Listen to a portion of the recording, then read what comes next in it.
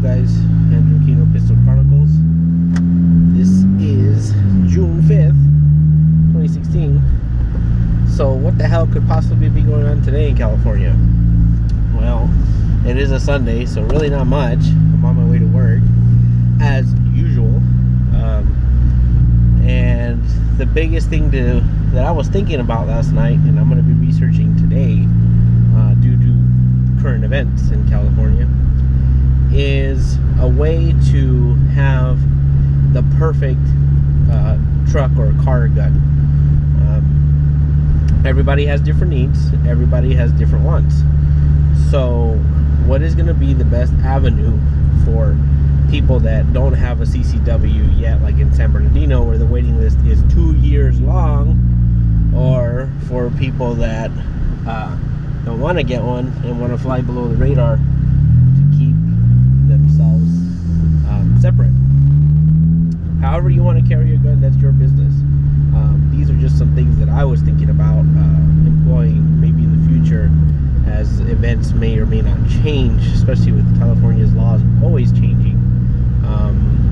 As far as weapons carrying and concealing and transporting and any of the above, they change often. So we have to keep adapting and thinking of better ways and safer ways to keep ourselves from getting in trouble and ultimately getting into some type of legal ramifications.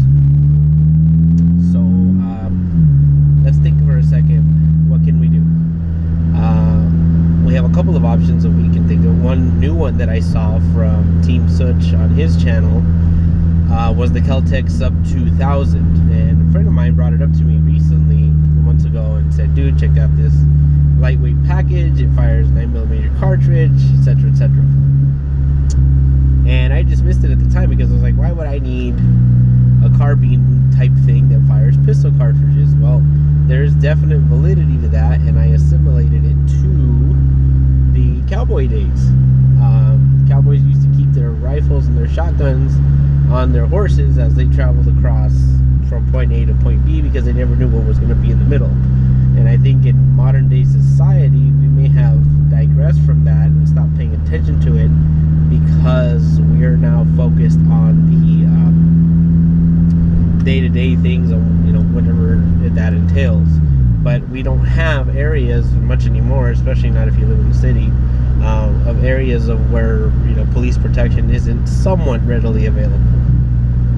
But that doesn't mean we need to drop our guard. In fact, that just means we should be as ever vigilant as before, because you never know if one day their police assistance isn't going to be there. You can't predict that. I can't predict that. And then, and in a scenario in which you're traveling in your car and all of a sudden something happens. In California, it could be an earthquake. In the Midwest, it could be a tornado. You don't know what's going to happen. You're going to need some type of self-defense. And I think the best thing to think about is to look around what your favorite cartridge is so far. What do you train the most with? What do you have to train the most with?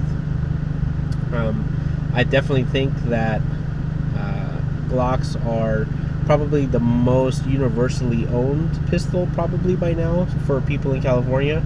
A lot of us have the Gen 3s because the Gen 4s weren't available, or are still not available as far as I understand, on the California DOJ list. So what's the best thing to think of? I don't even know if the Kel-Tec Sub 2000 is even an option yet. I have to look at the list for that. But one of the things that you can definitely get to help with shootability, if you will, or being able to get a better grouping, is to get yourselves one of those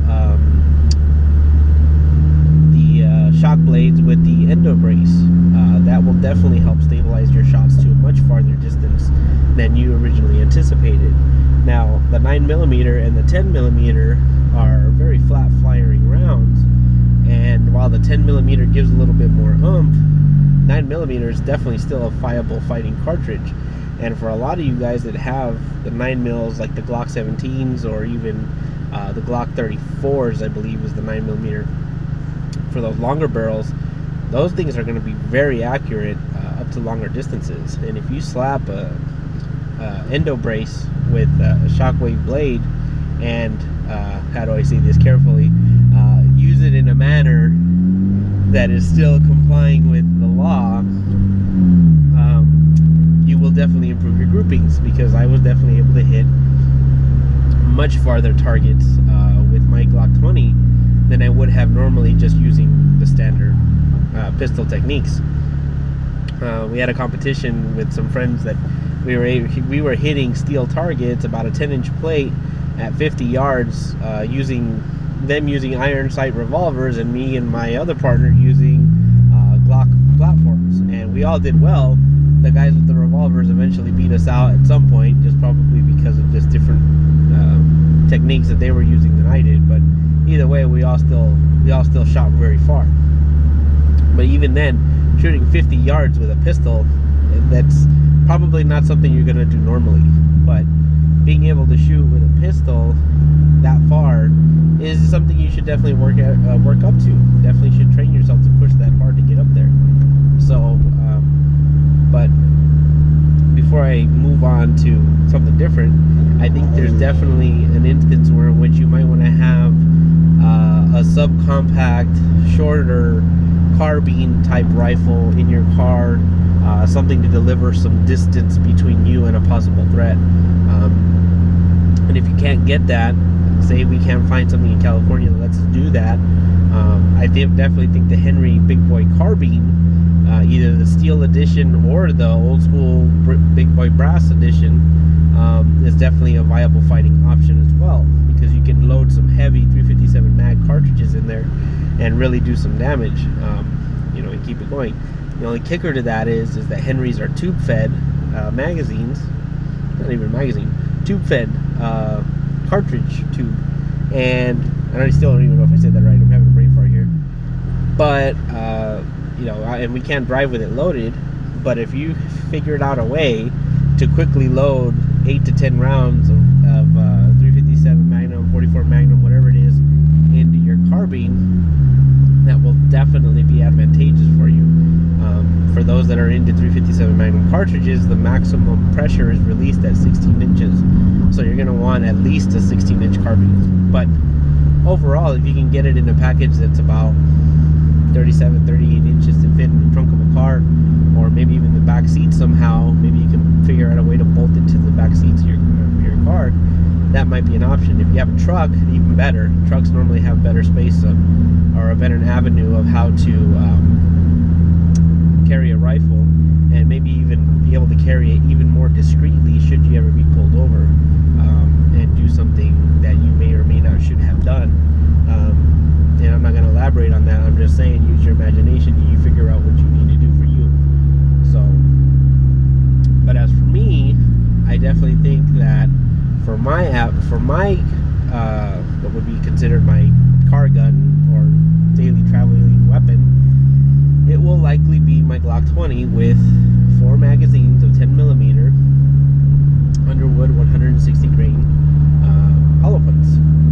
So those will obviously do some damage, and they're going to fly fairly quickly, and they're really going to hurt somebody. So whoever is the recipient of those those bullets, they're not going to really make much fuss afterwards. So that's my personal preference. I'm going to really capitalize on the Shockwave blade and the endo brace for the Glock platform, because I can also take it apart quickly and go back to pistol. So I carry a holster with it just in case I need to slap it on, but I can also put the brace on and hit targets probably about 100 yards, and we'll definitely test that next range trip we get. We're going to try to level out 100 yards and hit some steel with them just to make sure, but overall we should be fairly good with that. So that's pretty much what I was thinking.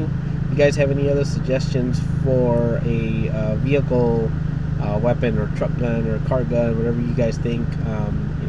Let me know. You can either DM me privately if you don't want to put it on the thread.